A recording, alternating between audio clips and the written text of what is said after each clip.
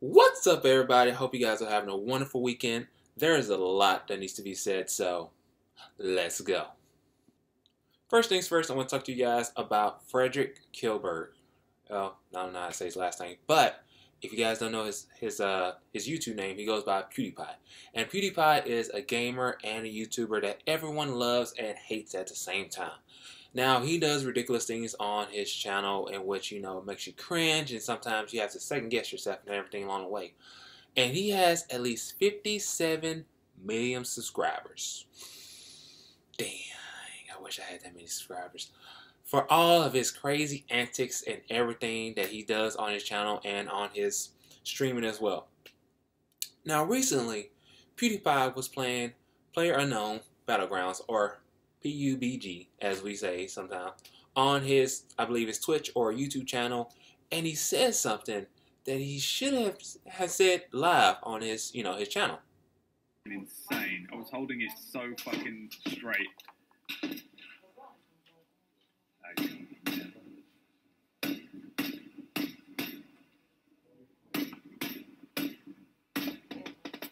What a fucking nigger.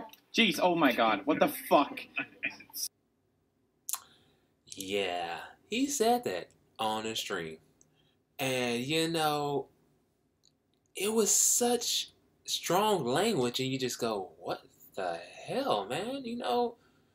Why did you say that, And if you looked at his previous videos, he has used racist language and imagery in some of his videos from before.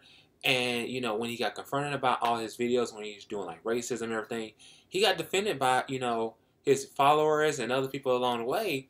And, you think it's all fun and games, but it really isn't, because of all of his antics and everything, he's lost some of his deals with, like, Disney, and also his premium show on YouTube's Platinum subscription, so that's that kind of thing. And so after this happened, PewDiePie, he released an apology on his channel, saying that, he agreed, and that he said, like, there was no excuse for what he said. Check it out. Hello, I wanted to make a statement on what I said in my previous live stream. You probably won't believe me when I say this, but whenever I go online and I hear other players use the same kind of language that I did, I always find it extremely immature and stupid, and I hate how I now personally fed into that part of gaming as well. It was something that I said in the heat of the moment. I said the worst word I could possibly think of, and it just sort of slipped out. And I'm not going to make any excuses to why it did, because there are no excuses for it. Now, I understand as a gamer and as a YouTuber, there's times when, if you're out there, playing video games and you want to say something you shouldn't say. I wouldn't say that. I say the crazy thing about I don't actually say it, because I actually say in my mind and everything along the way. But for you to say that on your live stream, that's sad, man. You shouldn't be doing that. You gotta think straight. You gotta think, wait, should I say this or should I not say this? That kind of thing. Don't just go and say, you know what, I'm just gonna go and say this word, and I don't care what people think.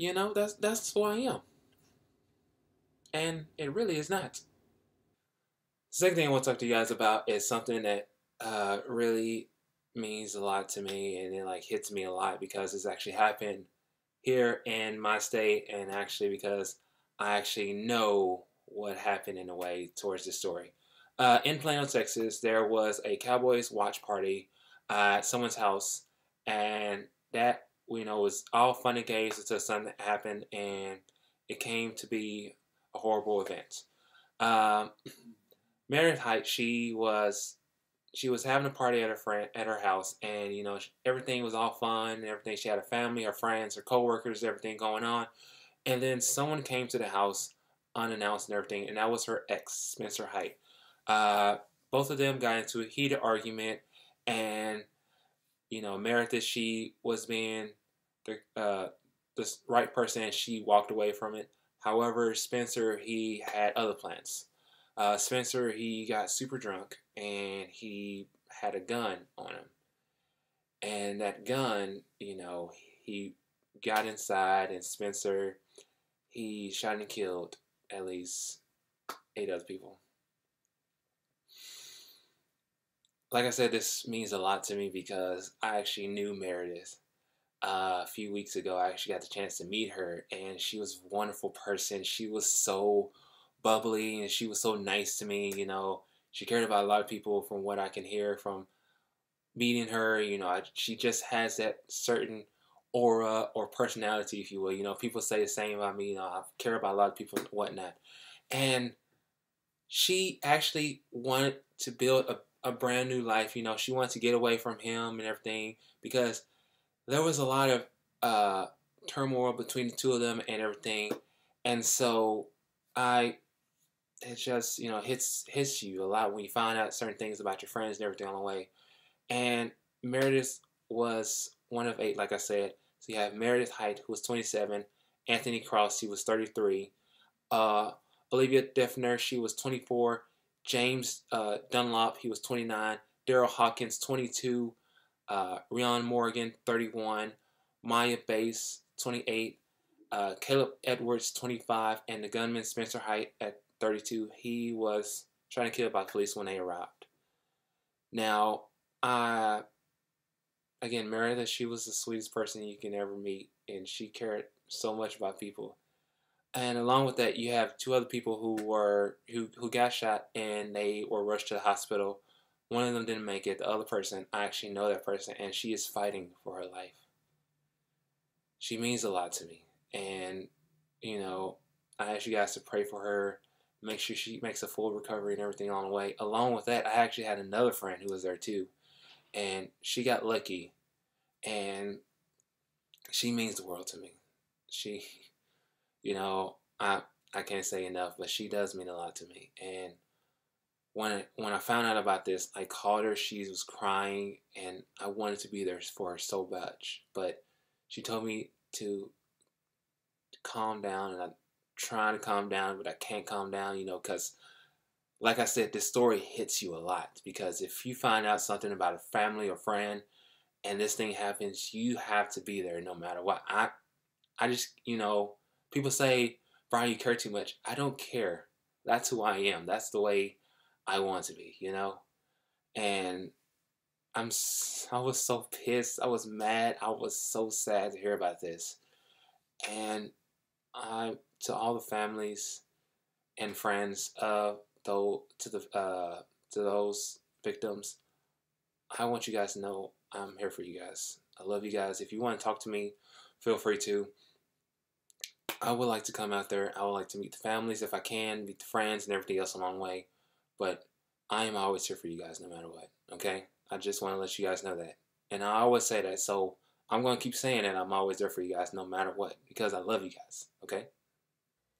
Lastly, I'm going to talk to you guys about the DaddyOFive case. If you guys don't know who they are a couple of Michael and Heather Martin. I'm Jamesville, Maryland, and they have a YouTube channel called DaddyOFive, in which they play pranks on 2 of their 5 kids. Now, the kids, they didn't do anything wrong, but the parents think it's all fun to play pranks on the kids and everything and make them cry and have them dealing with all of this turmoil and everything else along the way. So let me check this out real fast. Hey guys! So, I got a prank for Cody. I bought this here invisible ink, and I'm gonna squirt it all over his carpet and start flipping out. Because you remember before, guys, you've seen our videos, you know, he got ink all over our carpet and we actually had to pay someone to come clean it. So we're gonna make him think that he did it again, and he's gonna flip out because he really didn't do it. So we're gonna see how this goes.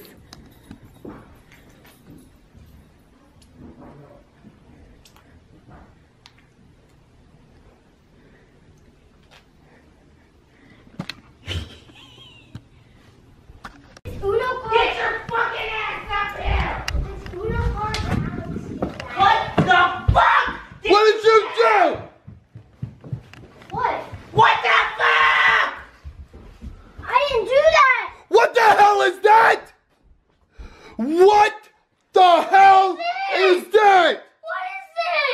Cody! Tell me! I didn't do that! You tell me what you did! Again, the kids did nothing.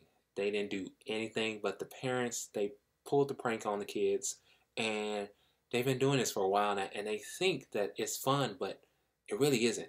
Well, they recently got sentenced to 5 years of probation on charges of child neglect. Now, the two who experienced it the most were 11-year-old Emma and 10-year-old Cody. Those two kids, they have experienced the worst out of all those kids because they are like the target center for that channel and everything along the way. Now, you're probably wondering, why are these two doing this to these kids and everything? Well, you know, they just want to get the followers, you know, all fun and games, just trying to do something, some crazy thing and everything else along the way. Now, just to let you guys know, Heather isn't actually the biological mother of Emma and Cody. Their actual biological mother is Rose Hall, and when she found out about this, she was livid. She filed a charge saying, hey, you don't need to be doing this to my kids. You are a piece of scum and everything else along the way. And I agree, you should not do that to a kid. You know, that's so much turmoil on them. And think of all they have to deal with growing up and everything else along the way. Now, the Martins are, you know, they think that it's all cool and everything. No, it's really not, because they are actually prohibited from seeing the kids, and they are not allowed to post any photos of them or videos without the permission of the mother. And when investigators were trying to go, you know, find out about the whole abuse thing with the kids, they couldn't find any videos on their channel.